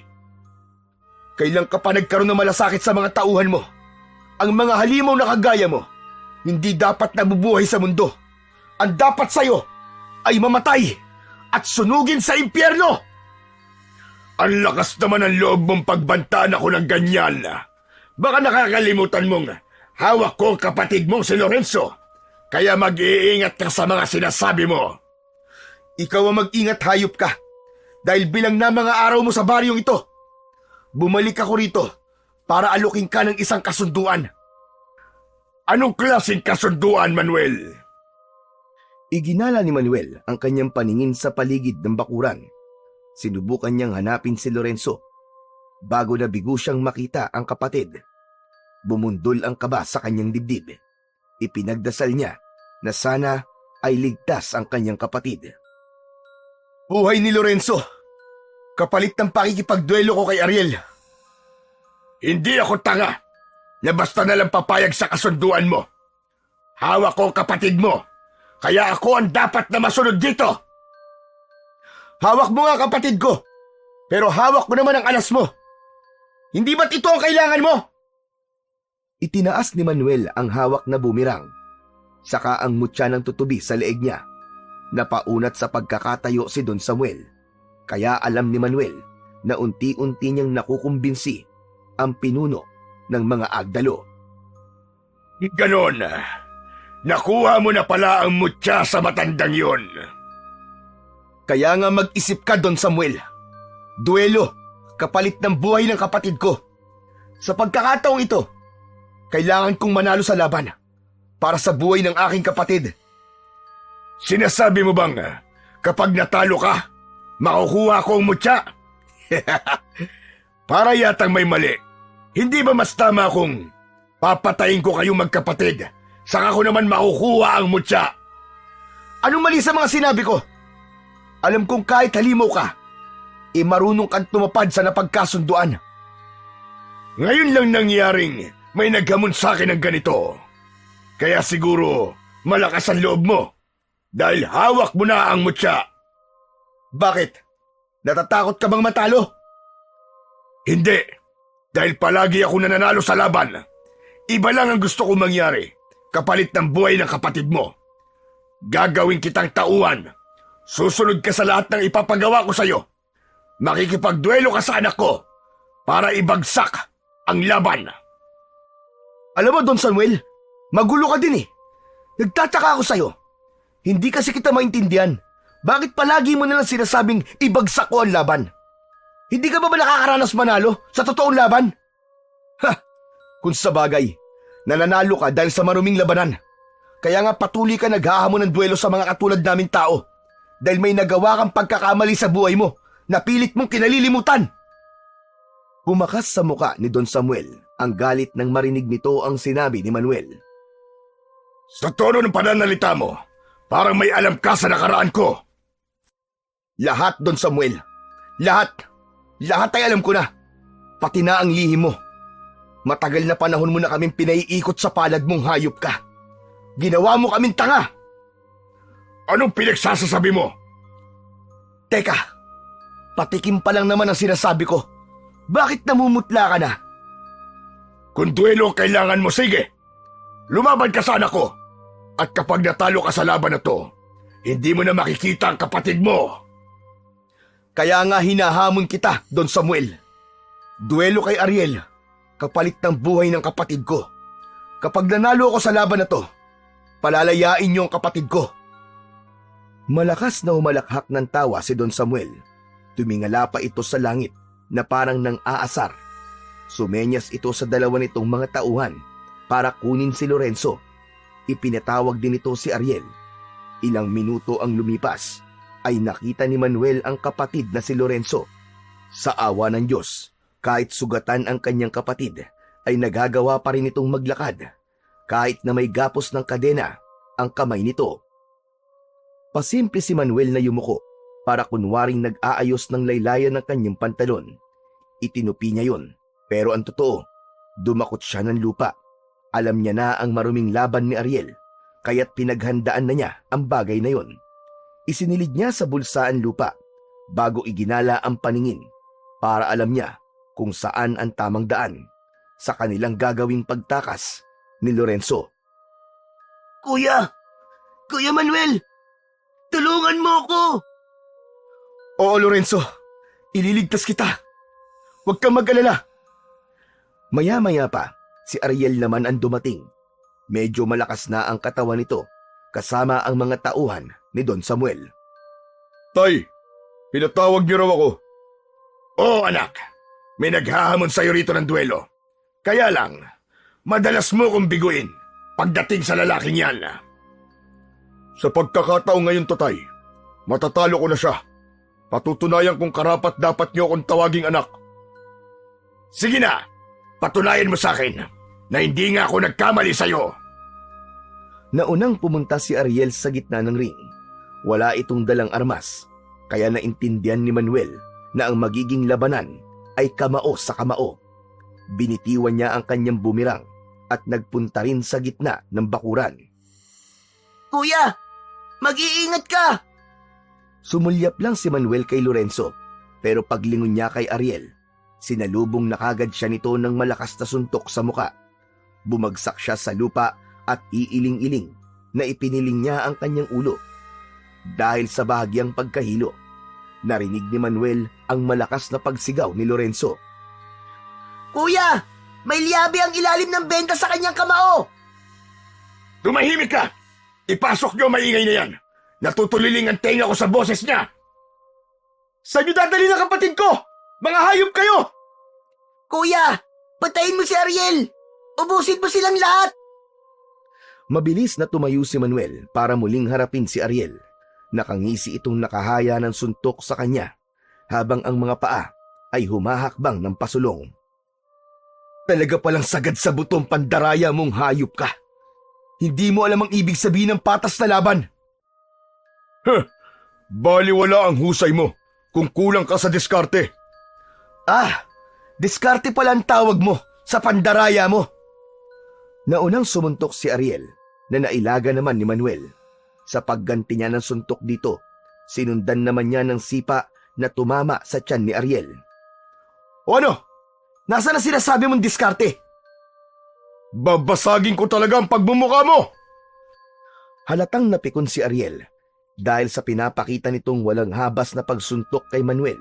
Mas lalo itong nagalit ng bawat pagsuntok nito ay naiilaga niya at nakakaganti kagad siya ng suntok dito. Pero sa sunod na pag-atake ni Ariel ng suntok, tumama yon sa kanyang dibdib. Kaya naman, bumagsak siya sa lupa. Nakaramdam siya ng sakit dahil sa liyabing nakasuot sa kamao nito. Wala kang pinagkaiba sa lampa at walang silbi mong kapatid. Nang mabanggit ni Ariel ang tungkol sa kapatid ni Manuel, ay naalala niya ang lupang nasa kanyang bulsa. Dahan-dahang tumayo si Manuel at pasimpleng dumukot ng lupa sa bulsa at inipon sa kamao. Naramdaman ni Manuel ang malakas na enerhiyang gumapang sa kanyang buong katawan dahil sa mutya. Sumugod siya rito nang may pagsigaw. Katapusan mo ng hayop ka! Ah! Sa pagtalon ng mataas ni Manuel ay malakas ding bumagsak ang kanyang kamao sa ulo ni Ariel. Kasunod ay pinakawalan niya ang pagsuntok sa baba nito. Saktong pagtingala ni Ariel, ang pagsaboy naman niya ng lupa sa mga mata nito. Sa lakas ng puwersa na nanggaling sa kamao ni Manuel, bumagsak sa lupa si Ariel. Kaya nagkaroon siya ng pagkakataong durugin ng mukha nito ng suntok. Basag ang kilay at putok ang labi nang tigilan niya ito. Bago inalis niya ang benda sa kamao ni Ariel, nakita niya ang isang liyabe o kung tawagin ay nakel. Sa paggamit mo ng liyabe, patunay lang na hindi mo ako kayang talunin. Ikaw ang lampat duwag! Tangka na sanang tutuluyan ni Manuel si Ariel nang biglang sumigaw si Don Samuel. Sandali lang! Nagbago na ang isip ko! Hindi na ito ang larong gusto ko! Ano sabi mo? Talagang hindi ka marunong tumupad sa kasunduan? Alam mong tumutupad ako sa kasunduan. Pero ang gusto ko, sa paraan na makikinabang ako. Sumenya si Don Samuel sa mga tauhan nito at ipinakuha ang walang malay na si Ariel. Tanggalin niyo sa harapan ko, walang kwentang basurang yan. Binigo na naman ako ng anak ko. Sa'yo pala nagmana ang kadayaan ng anak mo. Hindi ako susunod sa ipinag-uutos mo. Alam kong nanalo ako sa labang ito, kaya pakawalan mo na ang kapatid ko. Sige, pagbibigyan kita. Pero sa isang kondisyon. Dalhin mo sa akin ang matanda at palalayain ko ang kapatid mo. Ano? Nasisiraan ka na ba? Alam kong papatayin niyo siya. Wala ka ng pakialam doon. Kung ano ang gagawin namin sa matandang yon. Ang intindihin mo ay ang pinag-uutos ko sa'yo. Kailangan mo mamili. Buhay ng kapatid mo o buhay ng matandang yon. Hindi makasagot si Manuel. Naiipit siya sa dalawang sitwasyong parehong matimbang sa kanya. Kung ang kapatid o ang matandang tumulong sa kanya, ang pipiliin niya. Pero mas kailangan niya si Lorenzo dahil kadugo niya ito. Pamilya muna, bago ibang tao. Siguro naman, alam mo na kung anong ibig ko sabihin. Hihintayin ko ang pagbabalik mo. Pero dapat, kasama mo na si Jose. Dahil kung hindi mo na makikita ang kapatid mo kahit kailan. Matamlay na dinampot ni Manuel ang kanyang bumirang sa isang tabi nang muli siyang sumulyap sa papalayong si Don Samuel, kasama ang mga tauhan nitong nasa anyong agdalo. Inilinga niya ang kanyang paningin para hanapin ang kanyang gabay na tutubi. Saktong napansin niya ang liwanag na nakadapo sa kanyang balikat. Nagsimula na siyang maglakad papunta sa kakahuyan para puntahan ang matanda. Pagdating niya sa gubat ay saka lang niya napansin na malayo na pala ang kanyang nilalakad. Muli niyang sinundan ang paglipad ng nagliliwanag na tutubi na parang itinuturo siya sa kung nasaan si Lolose. Pagkalipas pa ng ilang minuto ay narating niya ang isang lumang kubo. Nakita niya kagad ang naghihintay na si Lolose. Napatayo ito sa kinauupo ang bangko nang makita siya. Salamat sa Diyos at nakaligtas ka! Nasaan po ang iba nating mga kasama, Tatang? Umuwi na. Nasa kanilang mga pamilya na. Mabuti naman at andito ka na. Halika, Manuel. Ituro mo sa akin ang libingan ng iyong kapatid.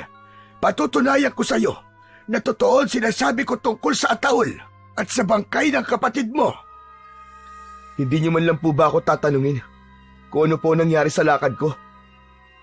Dahil papunta ka pa lang, babalik na ako. Alam kong hindi ka nagtagumpay na mailigtas ang kapatid mo.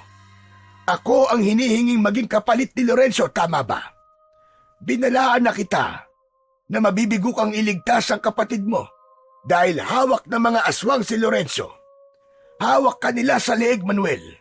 Lahat ng iuutos nila sa iyo ay gagawin mo dahil kapag nagmatigas ka, mamamatay si Lorenzo. Nagtataka lang po ko, Lolose. Bakit kailangan pa niya kayo? Kahit alam niyang nasa akin ang mutya. Dahil sa duelo, Manuel. Ganyan mag-isip ang mga aswang na agdalo. Hindi sila pumapayag na matalo kailanman sa laban. Pero matanda na po kayo para sa isang duelo. Hindi dahilan ng katandaan para sa duelo. Lalo pa kung utos ng isang makapangyarihang nilalang na kagaya ni Don Samuel. Alam mo bang napatay ng anak ko ang anak niya, kaya hindi niya matanggap na hanggang ngayon ay buhay pa rin ako. Pero, Tatang, nagkaroon na po siya ng pagkakataon para patayin kayo. Pero, bakit hindi niya po ginawa nung nasa kulungan po kayo? Katulad ng sinabi ko sa iyo, Manuel, tuso ang kalaban. Gusto niyang mamatay ako sa isang duelo. Kaya mag-isip ka ng paraan kung paano mo malalampasan ang pagsubok na ito. Nakahanda akong tumulong sa iyo, Manuel, kung kinakailangan. At kung kinakailangan na itaya ang buhay ko para sa inyo magkapatid, ay gagawin ko. Sabihin mo lang sa akin. Kaya ko po silang labanan. Maililigtas ko po ang aking kapatid nang walang ibang tao madadamay. Huwag mong maliitin ang kanilang kakayahan, Manuel. Dahil matalino ang mga aswang. Hindi husay sa pakikipaglaban ang pinag-uusapan dito, kundi diskarte at tamang pamamaraan. At kung paano mo matatapatan ang pagkatuso nila. Sinasabi niyo po bang kailangan ko magplano ng husto para mabawi ang kapatid ko? Tama ka, Manuel. Pero mas mahalagang makita mo ito. Malalim ng gabi, kailangan na natin puntahan ang libingan ng kapatid mo. Patutunayan ko sa iyo na totoo ang sinasabi ko. Matagal na kayong pinapaikot sa palad ng pinuno ng mga agdalo. Teka, Tatang, makakaya niyo po bang maglakad? Masyado po madilim ang daan eh. May nakita akong lumang gasera at pala na nakasandal sa dingding. Dalhin mo na para may magamit tayo sa pagbubungkal ng lupa. Sige po, Tatang. Dala ang lumang gasera at pala ay mabilis na naglakad ang dalawa para puntahan ang libingan ni Leo. Pagkaraan ng ilang minuto ay narating nila ang pinaglibingan ng kanyang kapatid. Agad na sinimulan ni Manuel ang paghuhukay sa lupa.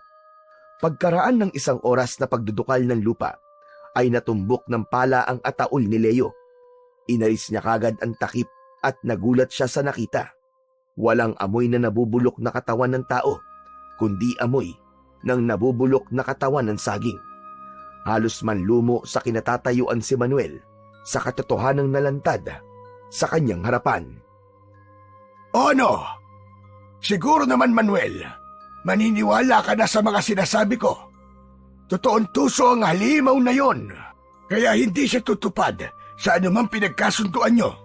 Mamamatay kayo magkapatid kapag nagkamali ka sa magiging desisyon mo. Pagbabayaran ng aswang na yun ang ginawa niya sa kapatid ko.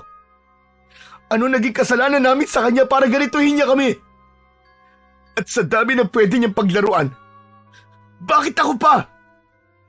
Palaisipan din sa akin kung bakit gano'n na lang ang pagnanasa niya para makita kang lumaban ng duelo sa anak niya. Pwes, patutunayan ko nagkamali siya sa kanyang piniling paglaruan. Kung talino ang labanan, tatapatan ko siya ng lakas at diskarte. Ipunin mo ang lakas mo, Manuel. Tamang plano ang kailangan. Bukas, sasamahan kita. Babawiin natin ang kapatid mo. Nakahanda akong tumulong sa'yo. Muling pinagmasdan ni Manuel ang nakahigang katawan ng saging. Sa loob ng ataol ni Leo, bumundol ang galit sa kanyang dibdib. Pakiramdam niya ay parang namatayan siya sa pangalawang pagkakataon. Wala silang kaalam-alam na wala na ang katawan ng kapatid sa ataol. Habang nagluluksa sila, nakuyom ni Manuel ang sariling kamao. Nagpalipas ng gabi sina Lolo Jose at Manuel sa harap ng puntod ni Leo. Susugod sila sa mansyon, pero sa tulong ng mga tao, isa-isa nilang ipinagtapat sa mga ito ang buong katotohanan.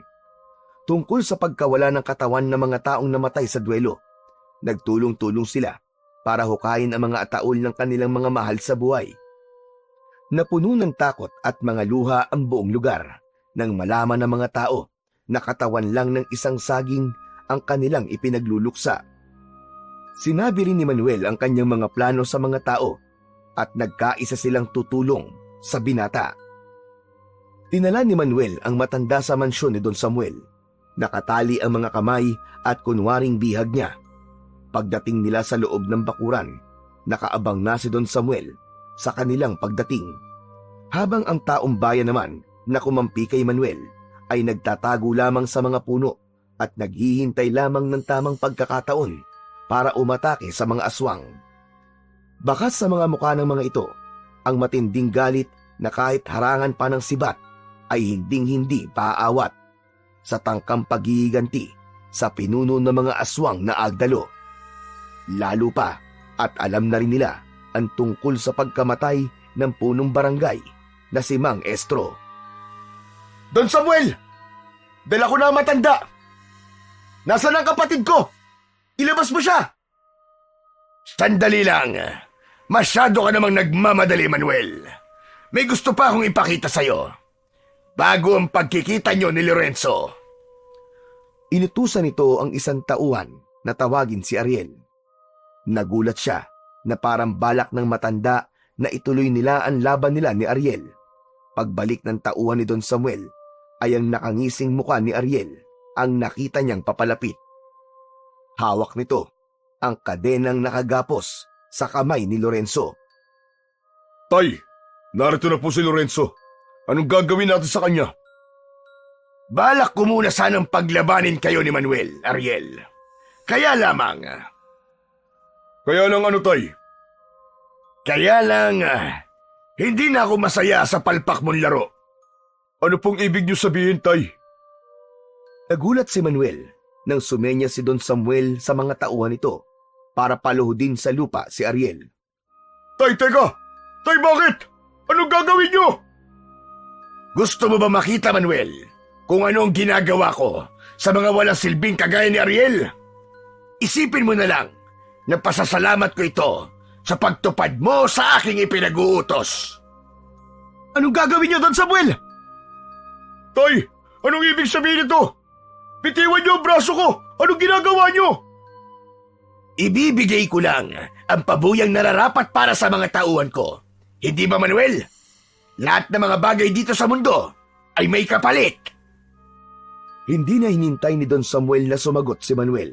Mula sa harapan niya ay nakita niyang nagsaanyong aswang si Don Samuel. Tumubo ang pangil nito sa bibig at tumarap sa nakaluhod na si Ariel. Nagpupumiglas ang lalaki sa pagkakahawak sa balikat nito ng mga tauhan ni Don Samuel. Halos manlaki ang mga mata ni Manuel nang biglang sinakmal ng kagat ni Don Samuel ang leeg ni Ariel, kasabay ng pagbuta sa tiyan ni Ariel ng matalas na kuko ng aswang. Saka dinukot ang lamang loob na ipinamigay sa lahat ng mga alagad nito. Hindi agad nakapagsalita si Manuel dahil sa mga nasaksiyan. Paanong nagawa ng isang ama ang ganoong karumal-dumal na pagpaslang sa sarili nitong anak? Si Lorenzo, na nakita ang mga nangyari, ay nagsisisigaw sa takot. Kuya! Kuya, tulong! Tulungan mo ako! Nagpupumiglas si Lorenzo sa pagkakahawak ng mga aswang dito, pero hindi nagpahalata si Manuel na takot na siya para sa kapatid. Halimaw ka talaga, Don Samuel. Pinatay mo ang sarili mong anak. Malakas na tawa lamang ang isinagot ni Don Samuel sa sinabi ni Manuel. Hindi ko siya anak. Wala akong anak na inutil. Isa naman siyang hamak na laruan ko. Magmula sa araw na ito, ikaw na, Manuel, ang bago kong laruan. Wala nang duelong magaganap dahil iba na ang gusto kong mangyari. Mas masaya ito. Hindi ba, Jose? Ikaw lang ang masaya sa ginagawa mo, demonyo ka! Manuel, sige na. Kalagan mo na tayo matandang yan. Kasama siya sa larong sinasabi ko. Ikaw, si Lorenzo, at ang matandang yan. Duelo ng 3 tao sa harapan ko. Ang mananalo ay palalayain ko.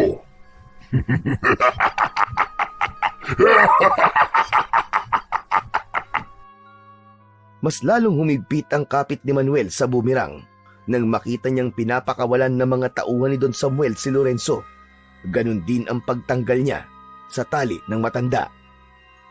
Tampon ka talaga ng kadiliman, hayop ka! Matagal na, Manuel. Matagal na.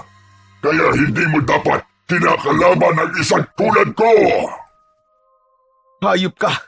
Tumupad ako sa usapan para sa kalayaan ng kapatid ko. Pero anong ginagawa mo? Nagbago na ang isip ko. Marunong din naman ako tumupad sa usapan. Pero ngayon lang, hindi ko na rin pag-iintirsa ng mutya dahil wala rin silbi yan sa akin. Kuya! Kuya, tulungan mo ako! Sige na, kuya! Don Samuel, tumupad ako sa usapan natin. Nandito na si Lolo Jose. Ano pa bang kailangan mo? Kaya ibigay mo na sa akin ang kapatid ko. Malas mo. Ako, gusto ko pa maglaro. Akala mo ba, basta na lang kitang pakakawalan o si Lorenzo? Pero hindi naman ako ganun kasama. Bibigyan pa kita ng huling pagkakataon. Kung pagbibigyan mo ko sa gusto ko. Gusto kong makakita ng magandang laban. Ikaw at ang kapatid mo. Kapag natalo mo si Lorenzo, palalayain kita. Amanos na tayo. Pero kapag natalo ka ni Lorenzo, patay ka. Hindi. Hindi kami maglalaban ng kapatid ko. Hindi kami uto-uto. Si Lorenzo ang tatanungin ko. Ikaw mamili ka, Lorenzo. Papatayin ko ang kapatid mo o maglalaban kayo? Kuya! Lorenzo, sandali. Hindi tayo dapat maglaban. Pareho lang tayong niloloko ng hayop na to. Alam mong hindi ako nagbibiro, Lorenzo. Kuya! Kuya, anong gagawin ko? Wala. Wala tayong gagawin, Lorenzo. Makinig ka sa akin.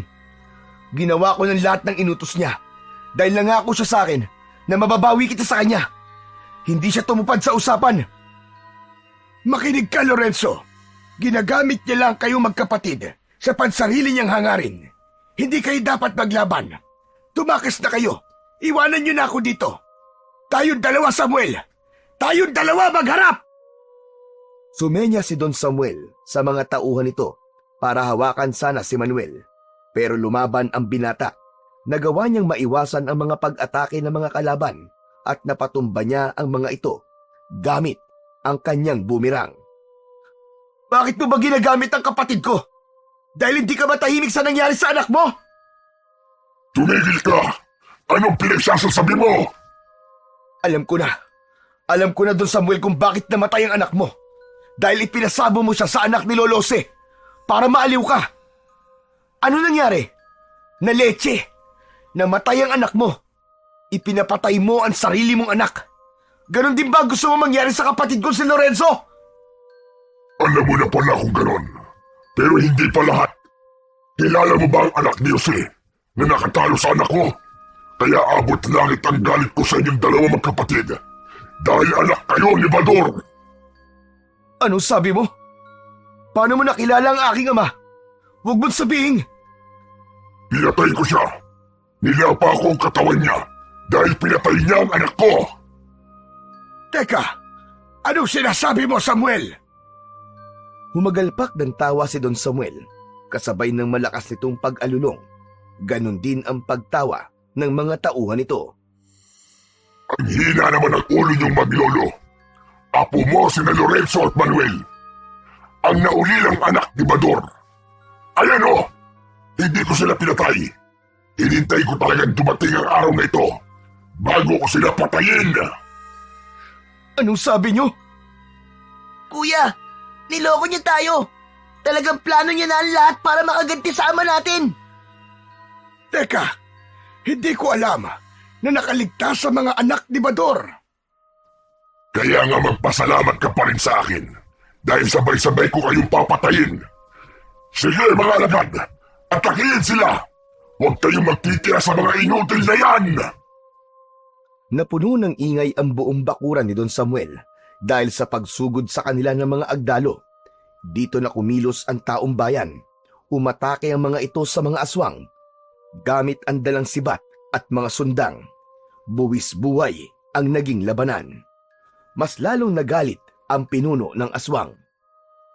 Sige mga alagad, patayin silang lahat at walang ititirang buhay.